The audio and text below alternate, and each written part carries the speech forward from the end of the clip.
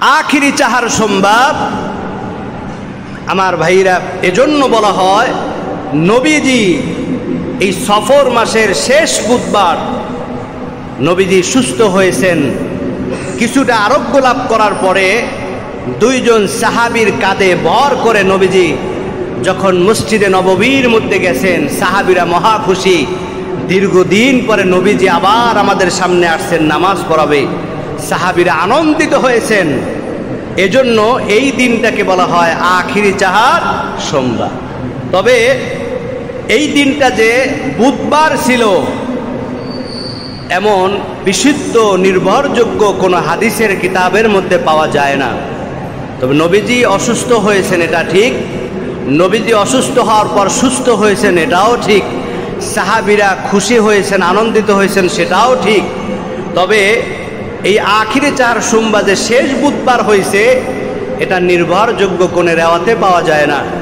এবং প্রচলিত কিছু বইতে মুকসিদুল মুমিনিন, বারোচান্দের খুতবা, ফজিলত, এই সব কিছু ছোট চটি বইতে লেখা আছে এই আখিরি চার সোমবার দিনে নামাজ পড়তে হবে, রোজা রাখতে হবে, দান করতে হবে, এই দিনকে কেন্দ্র করে আনন্দ করতে হবে।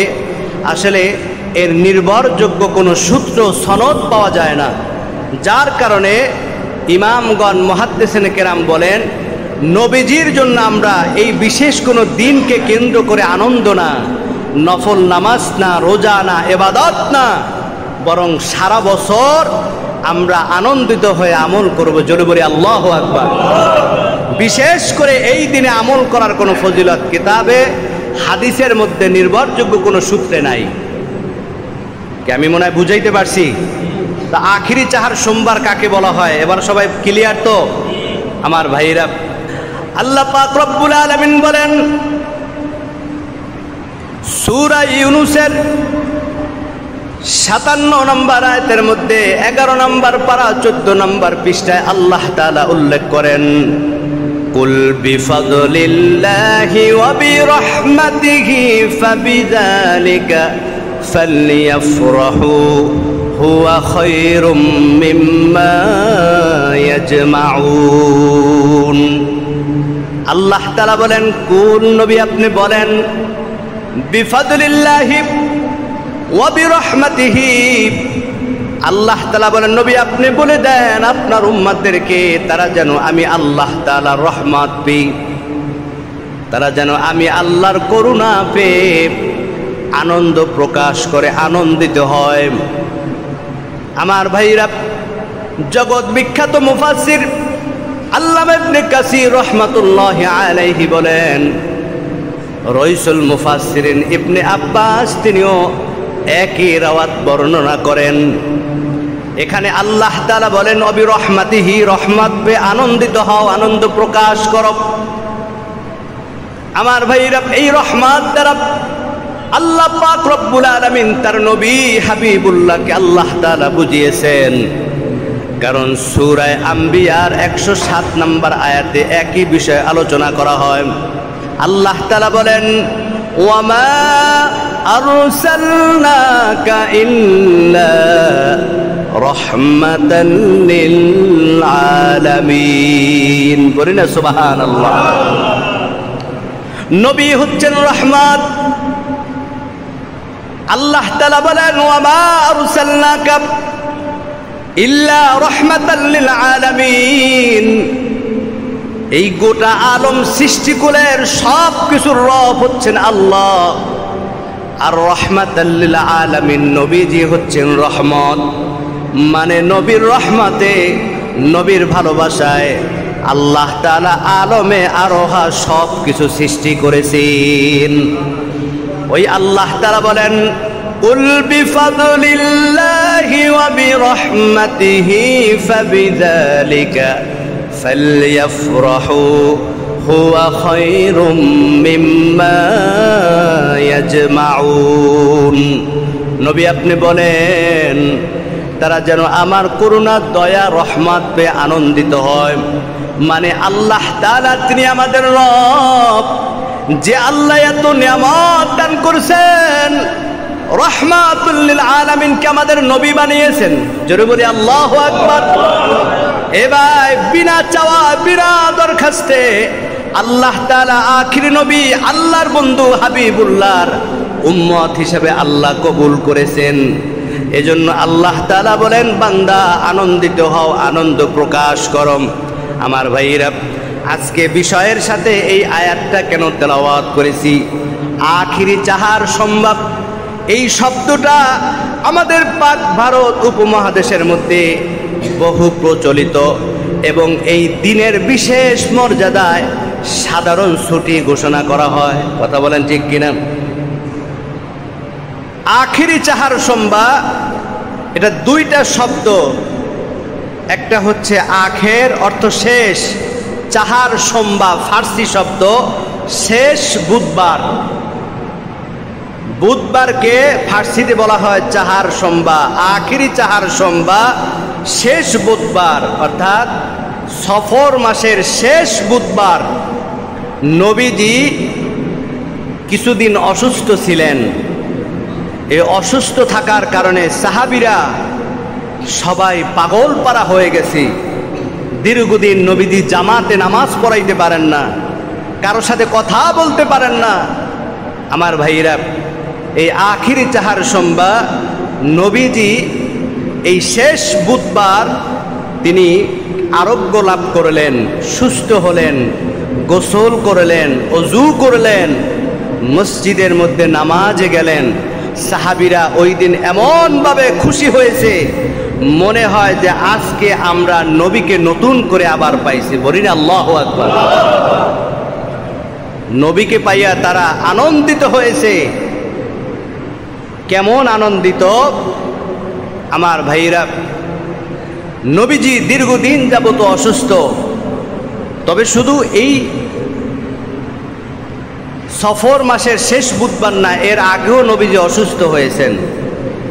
বলেন তো, সুস্থ দেওয়ার মালিক কে? অসুস্থ রাখার মালিক কে? রহমতের নবী আমার দীর্ঘদিন যাবত অসুস্থ, কারোর সাথে কথা বলতে পারে না, নবীজি চোখ মেলতে পারে না। রহমতের নবী আমার একবার অজ্ঞান হয়ে যায়, আবার হুঁশ ফিরে আসি। নবীজির অবর্তমানে আল্লাহর হাবিব হযরতে আবু বকরকে নামাজের দায়িত্ব দিলেন। সাহাবীরা আবু বকরের পিছনে নামাজ পড়ে, কিন্তু তৃপ্তি হয় না। রহমতের নবীর পিছনে নামাজ পড়েছি, নবীজি অসুস্থ, নামাজে আসতে পারে না। সাহাবীদের সবার দিলটা মলিন হয়ে গেল, কান্নায় জর্জরিত হয়ে গেল, মসজিদের মধ্যে কান্নার রোল পড়ে গেল। সমস্ত সাহাবীরা নবীর জন্য দোয়া করতেছে, আল্লাহ আমাদের জীবনের বিনিময় তোমার হাবিবকে আল্লাহ তুমি সুস্থ করে দাও। তবে নবীজি শুধু এইবার না, আগে অনেকবার অসুস্থ হয়েছেন। আমার ভাইরা, হুদায়বিয়ার যুদ্ধের পরে নবীজি ফেরার সময় এমনভাবে অসুস্থ হয়ে গেলেন, প্রচণ্ড মাথা ব্যথা শুরু হয়ে গেল। নবীজি সাহাবীদের কাঁধে ভর করে যখন বাড়িতে ফিরে আসলেন, এতটা অসুস্থ হয়ে গেলেন, নবীজির শরীরে প্রচণ্ড জ্বর শুরু হয়ে গেল। নবীজির স্ত্রীরা আম্মাজানেরা পাগল পারা হয়ে গেলেন, এত অসুস্থ নবীজি কি করব? এতটা অসুস্থ হয়ে গেলেন।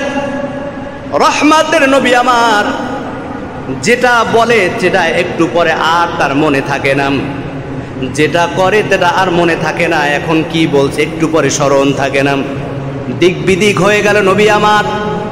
একটু ভালো করে খেয়াল করেন, সুস্থতা এমন একটা নিয়ামত, ওই আল্লাহর কাছে যে যত বেশি আল্লাহর দরবারে সুস্থতার জিন্দেগির দোয়া করবি, আল্লাহ তাআলা ওই বান্দাকে তত বেশি সুস্থতার নিয়ামত দিয়ে দিবেন।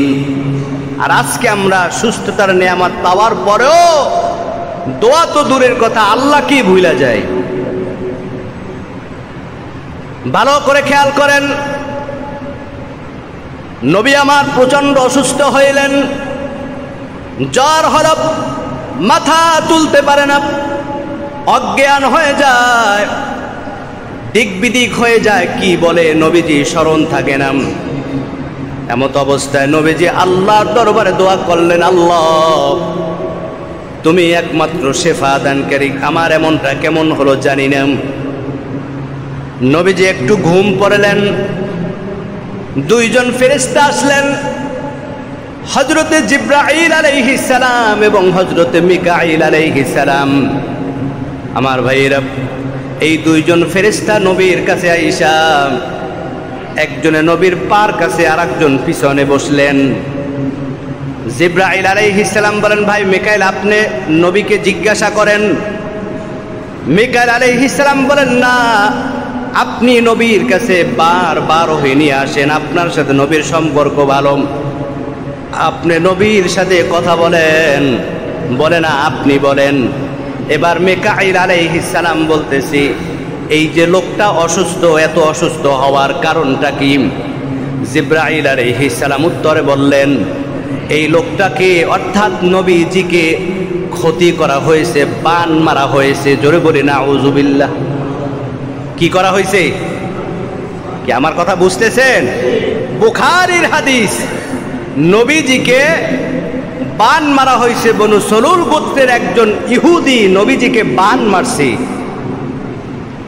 আজকে আমাদের দেশে সায়েন্স ডাক্তাররা এই বান ক্ষতি যদি এগুলো বিশ্বাস করে না, সবাই না, অধিকাংশ ডাক্তার এগুলো বিশ্বাস করে না, বলে ভূত পেতনি জেন এগুলো বলতে কিছু নাই। আসলে আছে না নাই? এই হাদিস দ্বারা কি বুঝলেন? আছে না নাই? মানুষ মানুষের ক্ষতি করতে পারে কি পারে না? ভালো করে খেয়াল করেন। বলতেছে নবীজিকে কে ক্ষতি করেছে? বলে একজন ইহুদি মুশরিক নবীজিকে ক্ষতি করেছে, বান মেরেছে। কি দিয়া বান মারছে তাও উল্লেখ করে দিলেন। নবীজির মাথার চুল, চিরুনির দাঁত এবং খেজুর গাছের মোচা দিয়া নবীজিকে ক্ষতি করা হয়েছে। কোন জায়গায় করেছে? অমুক জায়গায় কূপের মধ্যে এগুলা দিয়া ক্ষতি করা হয়েছে, বান মারা হয়েছে। আমার ভাইরা, এই বলে তারা জিবরাইল আলাইহিস সালাম নবীজির কাছ থেকে চলে গেলেন। আমার ভাইরা, নবীজির এই ওহী নবীজি পাওয়ার পর সাথে সাথে সাহাবীদেরকে নিয়ে চলে গেলেন সেই কূপের কাছে। সেই কূপ থেকে এই বিষয়গুলা উঠাইয়া নবীজি সেগুলাকে নষ্ট করে দিলেন। আর আল্লাহ তাআলা পবিত্র কালামুল্লাহর মধ্যে এই নবীজির বানগুলাকে কাটার জন্য আরোগ্য হিসাবে আল্লাহ তাআলা 11টা আয়াত নাজিল করে দিয়েছেন। জোরে বলেন কয়টা? কয়টা? 11টা আয়াত নাজিল করেছেন দুইটা সূরার মধ্যে, সূরাতুল ফালাক, সূরাতুন নাস।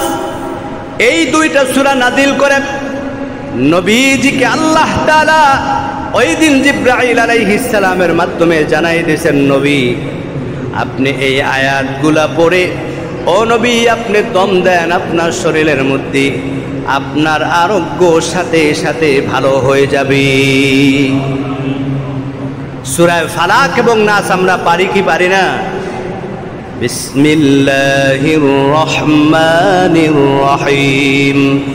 কুল আউযু বিরাব্বিল ফালাক মিন শাররি মা খালাক ওয়া মিন শাররি গাসিকিন ইযা ওয়াকাব ওয়া মিন শাররিন নাফাসাতি ফিল উকদ ومن شر حاسد إذا حسد بسم الله الرحمن الرحيم সবাই قل أعوذ برب الناس ملك الناس إله الناس من شر الوسواس الخناس الذي يوسوس في صدور الناس من الجنة والناس الله أكبر নবীজি বলেন, ও সাহাবায়ে কেরাম এজন্য আল্লাহ তাআলা এই জমিনের মধ্যে আশরাফুল মাখলুকাত সৃষ্ট জাতি মানুষের পাশাপাশি জিন জাতিকে সৃষ্টি করেছেন। এই জিন জাতি পথভ্রষ্ট হওয়ার পর এই জিন জাতি মানুষকে কিভাবে কুমন্ত্রণা দিতে পারে, ধোঁকা দিতে পারে, ধোঁকায় ফালাইতে পারে। এজন্য জিন সব সময় একটা শ্রেণী মানুষকে ক্ষতি করার জন্য চেষ্টা করে। যারা এই সূরা দুইটা পড়ে, এর পাশাপাশি সূরা ইখলাস এবং সূরা ফালাক, সূরা নাস, আর এক রিওয়ায়াতের মধ্যে আসছে 4 কুল, সূরা কাফিরুন, সূরা ইখলাস, সূরা ফালাক, সূরা নাস যদি সকাল এবং বিকাল কেউ পড়ে, হাতের মধ্যে ফু দিয়া পুরা মাথা থেকে পা পর্যন্ত আপাদমস্তক যদি সে মাসেহ করে, আল্লাহ তাআলা ওই সারা দিন সমস্ত মানুষ এবং জিনের কুমন্ত্রণা ক্ষতি থেকে আল্লাহ তাআলা বান্দাকে হেফাজত করবেন। এই ঘোষণা কার? আল্লাহ তাআলা নবীজিকে আরোগ্যের জন্য এই আয়াত নাজিল করে দিয়েছেন। আজকে আমরা ঝাড়ফুঁক বিশ্বাস করি না আমার ভাইরা। এজন্য কোরআন এর আয়াত পড়ে যদি কেউ কারো শরীরের মধ্যে দম দেয়, যত বড় মাথা ব্যথা, জ্বর হোক না কেন, পেটে ব্যথা হোক না কেন, সুস্থ করে দেবেন কে? কারণ এই কোরআন শুধু নামাজের তেলাওয়াতের জন্য না, এই কোরআন শুধু খতমের জন্য না, এই কোরআন মানুষের শেফার জন্য। অনুনাজ্জিলু মিনাল কোরআন মা হুয়া শিফাউ ওয়া রাহমাতুল লিল মুমিনিন। জোরে বলি আল্লাহু আকবার। আখিরি চাহার সোমবার আমার ভাইরা, এজন্য বলা হয় নবীজি এই সফর মাসের শেষ বুধবার নবীজি সুস্থ হয়েছেন। কিছুটা আরোগ্য লাভ করার পরে 2 জন সাহাবীর কাঁধে ভর করে নবীজি যখন মসজিদে নববীর মধ্যে গেছেন, সাহাবীরা মহা খুশি। দীর্ঘদিন পরে নবীজি আবার আমাদের সামনে আসছেন, নামাজ পড়াবে। সাহাবীরা আনন্দিত হয়েছেন। এজন্য এই দিনটাকে বলা হয় আখিরি চাহার সোমবার। তবে এই দিনটা যে বুধবার ছিল এমন বিশুদ্ধ নির্ভরযোগ্য কোনো হাদিসের কিতাবের মধ্যে পাওয়া যায় না। তবে নবীজি অসুস্থ হয়েছেন এটা ঠিক, নবীজি অসুস্থ হওয়ার পর সুস্থ হয়েছেন এটাও ঠিক, সাহাবীরা খুশি হয়েছেন, আনন্দিত হয়েছেন সেটাও ঠিক। তবে এই আখিরি চাহার সোমবার যে শেষ বুধবার হয়েছে এটা নির্ভরযোগ্য কোনো রেওয়াতে পাওয়া যায় না।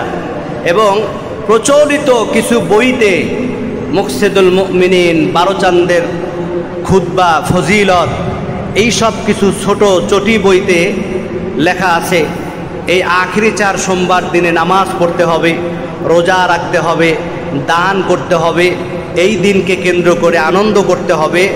আসলে এর নির্ভরযোগ্য কোনো সূত্র সনদ পাওয়া যায় না, যার কারণে ইমামগণ মুহাদ্দিসিনে কেরাম বলেন নবীজির জন্য আমরা এই বিশেষ কোনো দিনকে কেন্দ্র করে আনন্দ না, নফল নামাজ না, রোজা না, ইবাদত না, বরং সারা বছর আমরা আনন্দিত হয়ে আমল করব। জোরে বলি আল্লাহু আকবার। বিশেষ করে এই দিনে আমল করার কোনো ফজিলত কিতাবে হাদিসের মধ্যে নির্ভরযোগ্য কোনো সূত্রে নাই। কি আমি মনে হয় বুঝাইতে পারছি? তা আখিরি চাহার সোমবার কাকে বলা হয় এবার সবাই ক্লিয়ার তো?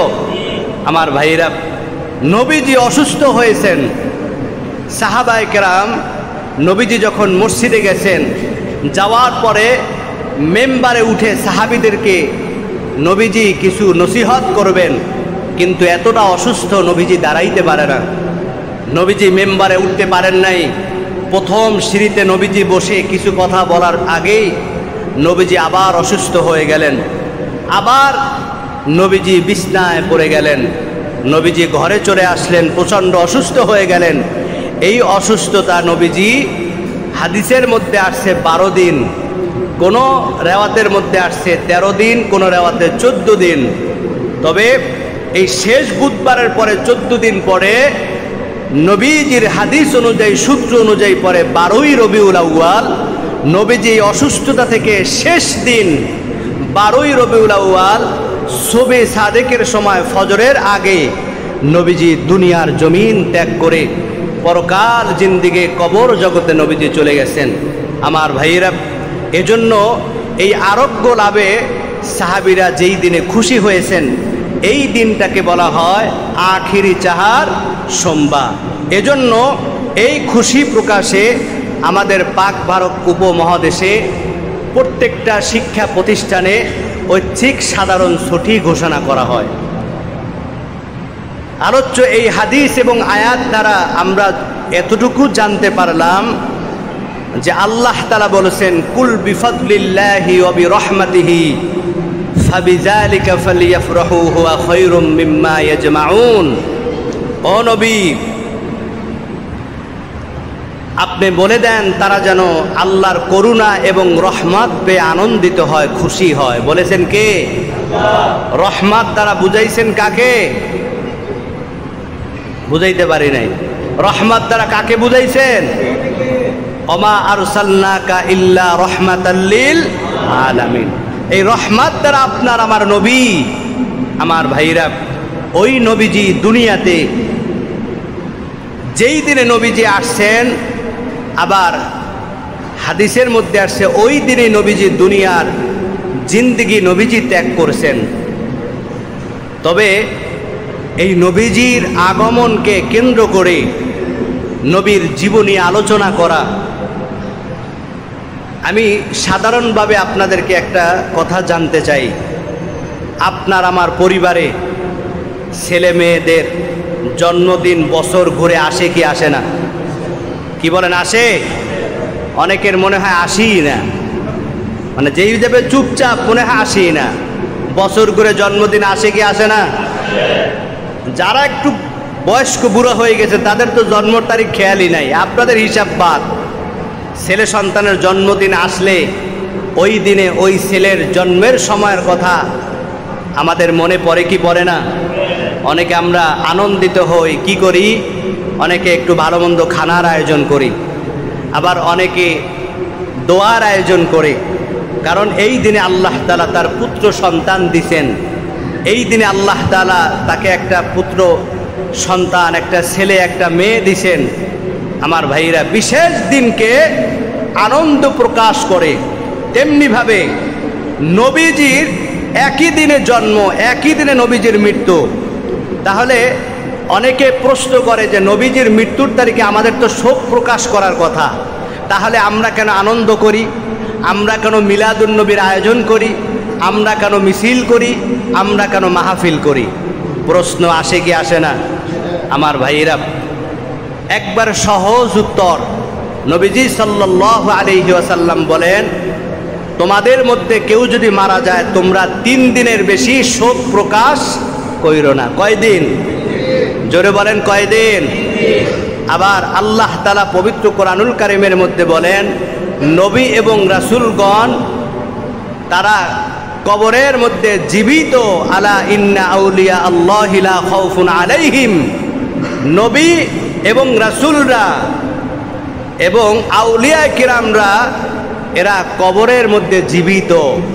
এদেরকে আল্লাহ তাআলা রুহানিভাবে সেখানে আল্লাহ তাআলা লালন পালন করেন। প্রত্যেক নবী কবরের মধ্যে জীবিত।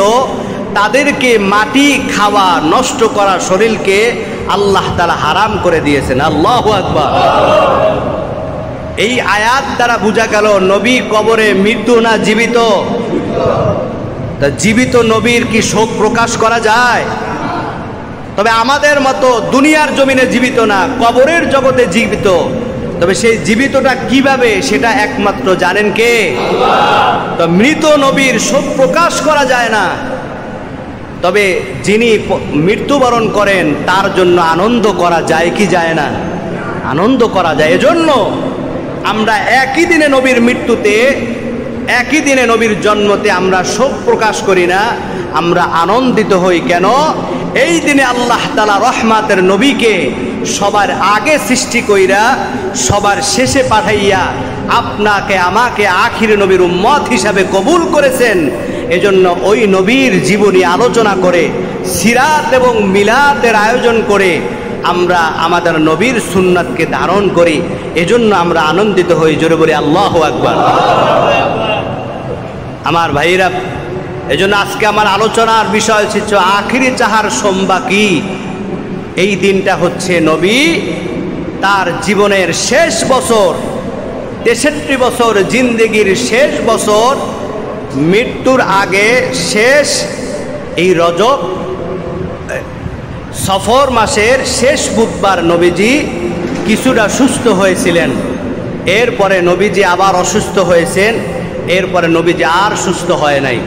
আমার ভাইরা, এজন্য ওই নবীর আগমনের মাস, জন্মের মাস, আনন্দের মাস, নবীর প্রত্যেকটা আশিকে রসুল খাঁটি উম্মতের হৃদয় উল্লাসের মাস। সামনে আসতেছে রবিউল আউয়াল মাস। জোরে বলে আল্লাহু আকবার। আমরাও প্রতি বছরে না, এবছরও আমরা এই দিনকে, নবীর এই দিনকে স্মরণ করে দোয়া, মাহফিল, মিলাদ, তাবারক, আলোচনা আমরাও করব ইনশাআল্লাহ। কি অনেক